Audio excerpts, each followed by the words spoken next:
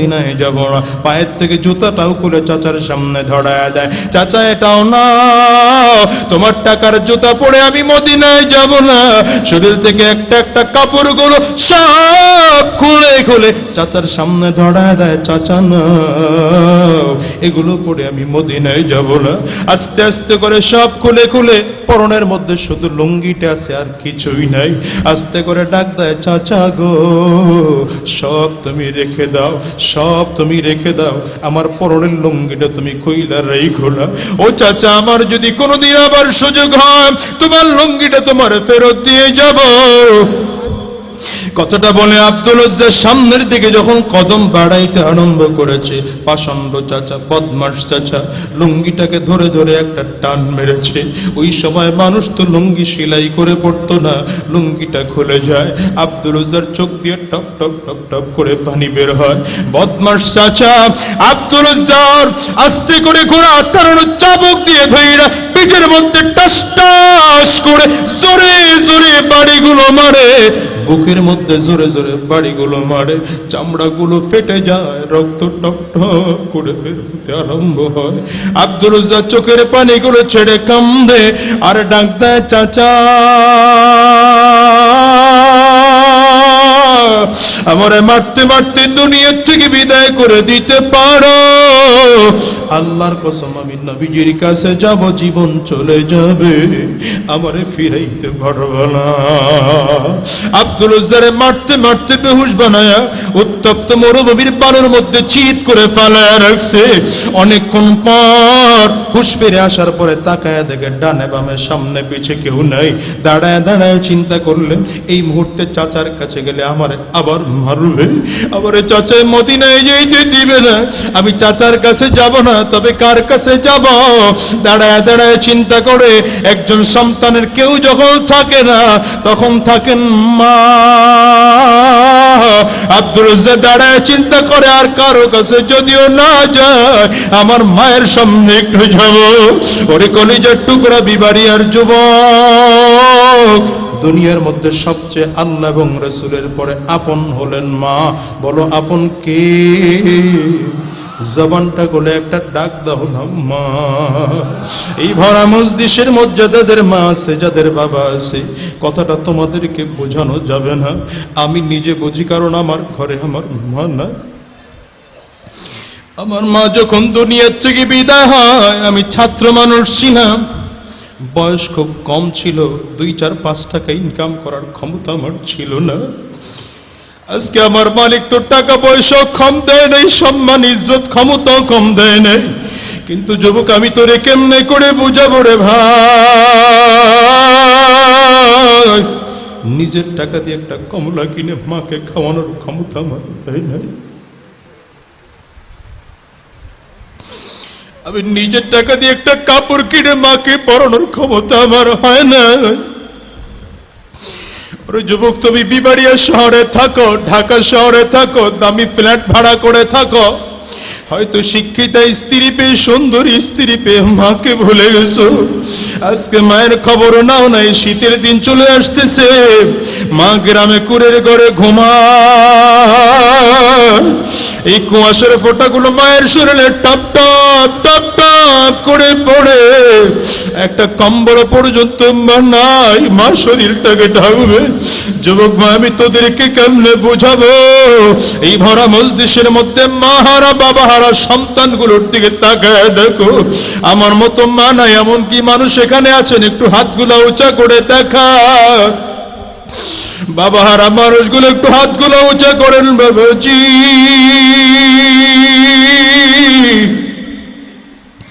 হাতগুলো তুলে রাখেন আমার কলিজার টুকরা যুবকেরা, তাকায় তাকায় দেখুন।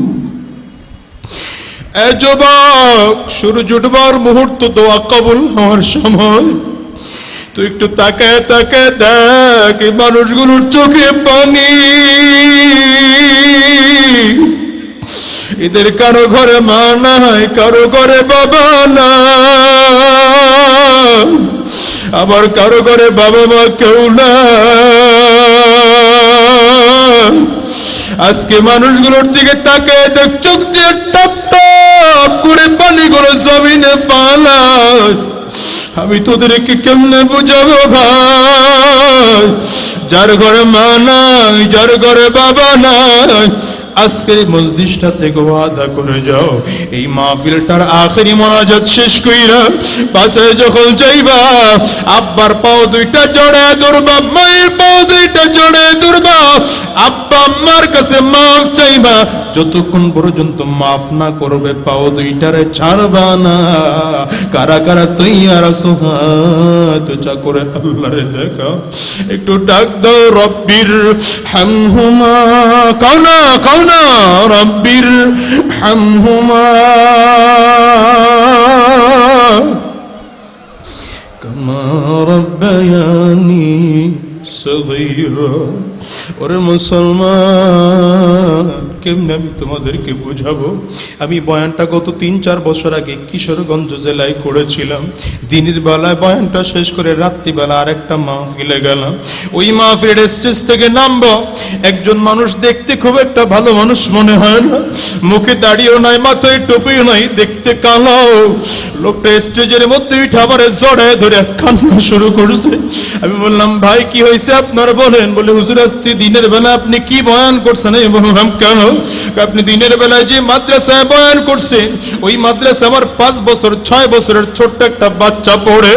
বয়ানটা শেষ করে বাসায় এসে আমার পাও দুইটা জড়ায় ধরিয়ে কান্দে, ওর মার পাও দুইটা জড়ায় ধরিয়ে কান্দে, আর ডেকে বলে, বাবা আমারে মাফ করে দাও, মা আমারে মাফ করে দাও। আমি ডেকে বললাম, বাবা তুই এমন পাগলামি কেন করো? ছোট্ট বাচ্চারা জবাব দেয়, আব্বু হুজুর বলছে তুমি নাকি মাফ না করলে আমার আল্লাহ মাফ করবে না। আব্বু আমি কত অন্যায় করে ফেলাইছি, আম্মু আমি কত অন্যায় করে ফেলাইছি। লোকটা কান্না করে বলে, হুজুর আমার এই ছোট্ট বাচ্চাটা তো আমার কাছে পাও দেয়া মাফ চাই, মাফ করে নিল। হুজুর আমার তো বাবাও না, হুজুর আমার তো ভাও না, আমি কার কাছে মাফ চাইব রে কলেজের টুকরো যুবক? আমি কেমনে তোদেরকে বুঝাবো রে ভাই? আজকে হয়তো তোর ঘরে মা আছে, বাবা আছে, একদিন তোমার ঘরে বাবা থাকবে না, তোমার ঘরে মা থাকবে না। সেদিন চোখের পানি ছেড়ে ছেড়ে বুকটা ভাষা ফালাইবা, আল্লাহর কসম কোনো লাভ হবে না। আব্দুল রাজ্জাক ডাকতাম, একটা কম্বল বা একটা চাদর তুমি আমারে দাও, চাদরটা পরে আমি নবীজির মদিনায় যাব। মা একটা চাদর ফিকে দিয়েছে কিতাবের মধ্যে লেখে, চাদরটা ছিঁড়ে 2টা ভাগ করে একটা পরনের মধ্যে পড়ছে, আর একটা শরীরের মধ্যে দিয়ে আস্তে আস্তে করে মদিনার উদ্দেশ্যে রওনা হয়। আস্তে আস্তে করে গিয়া নবীজির ওই মদিনায় হযরত বিলাল মসজিদ নববীতে ফজরের আযান দেয়। আব্দুল উজ্জা তখনই গিয়ে মসজিদের মধ্যে দাঁড়ায়। আব্দুল উজ্জা হঠাৎ করে শুনে হযরত বিলালের কণ্ঠের আওয়াজ, আওয়াজটা শুনে দিলটা নরম হয়ে যায়।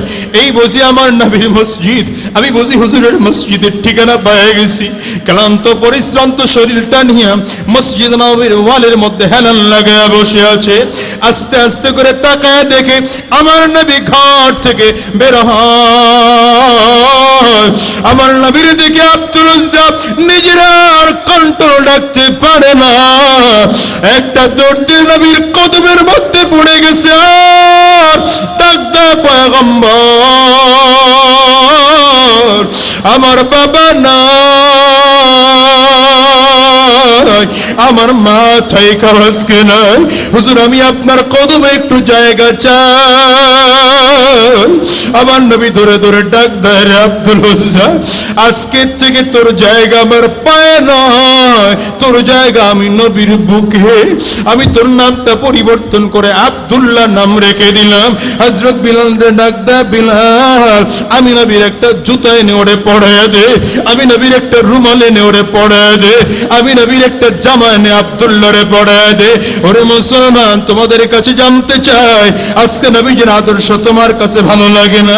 নবীজির জীবন আদর্শ তোমার কাছে ভালো লাগে না? কলিজার টুকরো যুবক আজকের এই ভরা মজলিসটার মধ্যে যারা যারা আছো ওয়াদা করে যাও যতদিন এই দুনিয়ায় থাকবা আমার নবীর মুহাব্বত করে মাথার মধ্যে একটা টুপি লাগাইবা, নবীর মুহাব্বত করে দাড়িটারে লম্বা করবা, নবীর মুহাব্বত করে সুন্নতি পোশাক পরবা, আমার নবীর মুহাব্বত করে একটু দিনের পথে চলবা, উল্টা পাল্টা রাস্তায় চলবা না।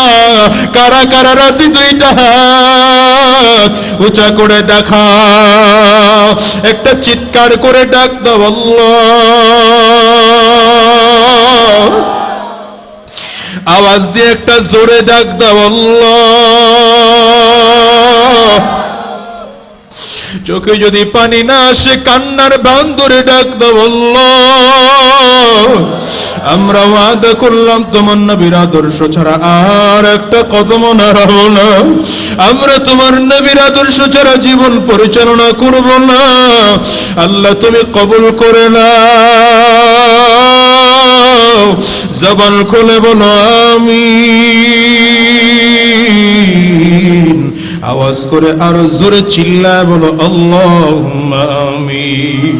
আলহামদুলিল্লাহি রাব্বিল আলামিন,